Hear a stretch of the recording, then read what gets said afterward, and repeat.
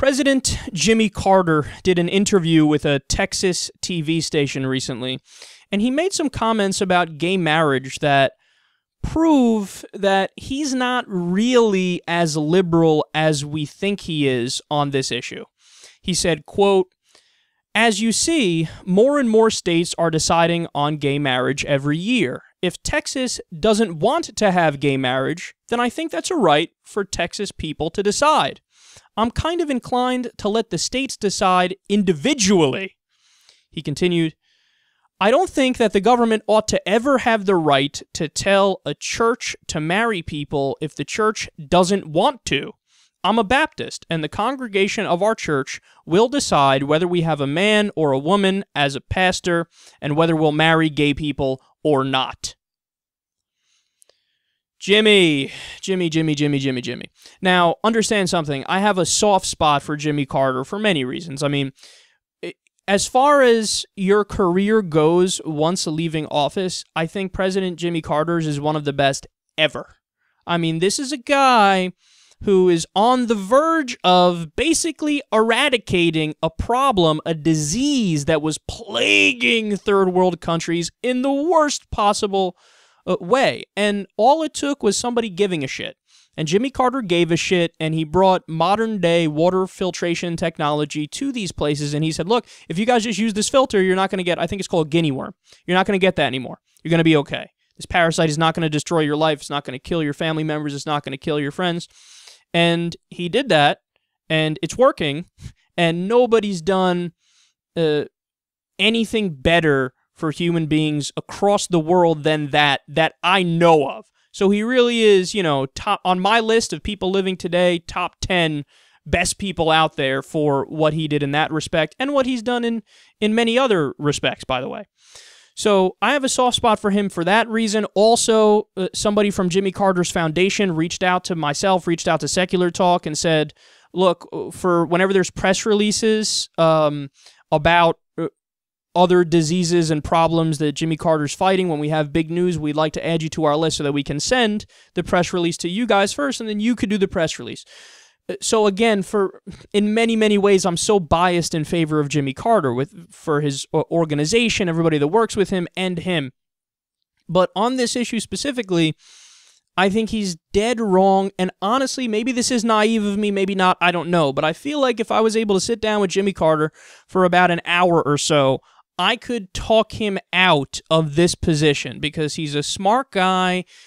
He's evolved on many, many issues. He's a very moral person. And I would basically say to him, President Carter, don't you see that this is just like interracial marriage?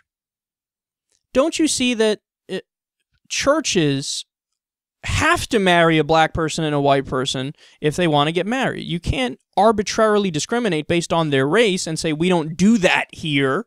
You can't do that. You can't do that. So how is this any different? How is this any different than saying, well, if Texas wants to bring back a ban on interracial marriage, maybe we should bring back a ban on interracial marriage? Well, no.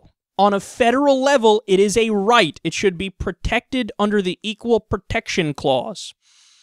I mean, the basic idea or the basic principle in play here is the idea that the government, the people should not be able to arbitrarily discriminate based on factors that aren't real factors that the person can't help, that the government should step in and protect in those circumstances. The same way that if somebody comes in your store and they're disabled, somebody comes in your store and they're a race that you're not fond of, somebody comes in your store and they're a woman, somebody comes in your store and they have red hair and you don't like people with red hair. The same way that the law says, hey, you can't kick them out solely on that reason. You can only kick them out if you have a good reason, like they're knocking over shelves and they're cursing and they're going crazy. Shouldn't there be the same protection for marriage?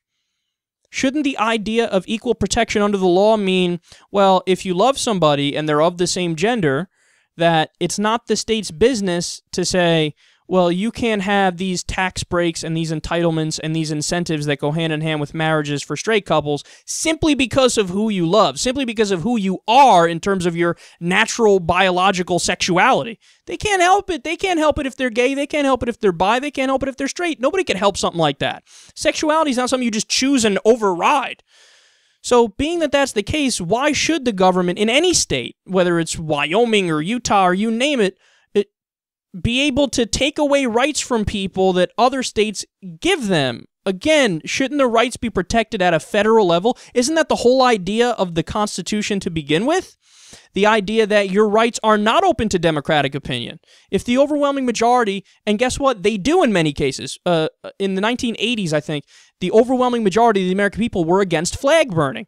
But guess what? The Supreme Court said that doesn't matter if you're against it. It's protected speech. That's clearly First Amendment protected speech. You could burn the American flag all day long if you want. That's the way this country works. We have freedoms.